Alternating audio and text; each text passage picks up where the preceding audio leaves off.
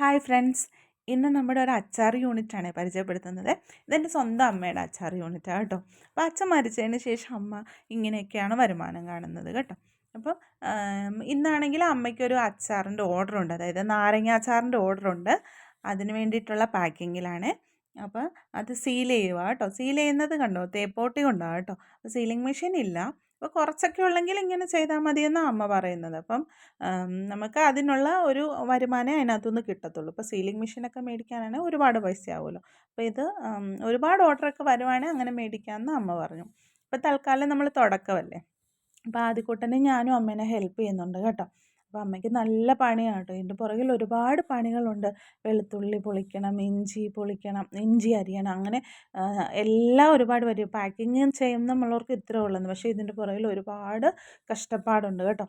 അപ്പോൾ അമ്മയാണെങ്കിൽ പിന്നെ ഇത് പാക്ക് ചെയ്തുകൊണ്ടിരിക്കുക. അപ്പം നമ്മുടെ അച്ചാറിൻ്റെ പേര് ജാനീസ് അച്ചാർ എന്നാണ് കേട്ടോ.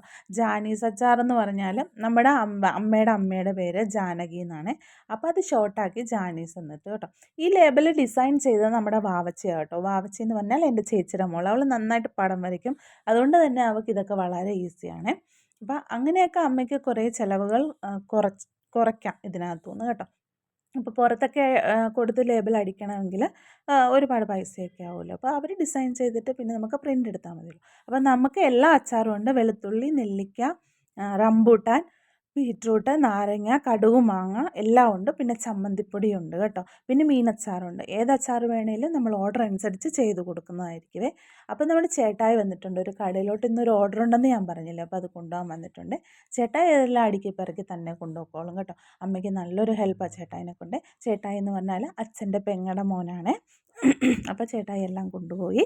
അപ്പോൾ ആർക്കെങ്കിലും അച്ചാർ ആവശ്യമുണ്ടെങ്കിൽ ഞാനിവിടെ കോൺടാക്റ്റ് നമ്പർ കൊടുക്കുന്നുണ്ട്. ഒന്ന് വിളിച്ചാൽ മതി, നമ്മൾ റെഡിയാക്കി കൊടുക്കുന്നതായിരിക്കും. Okay, by.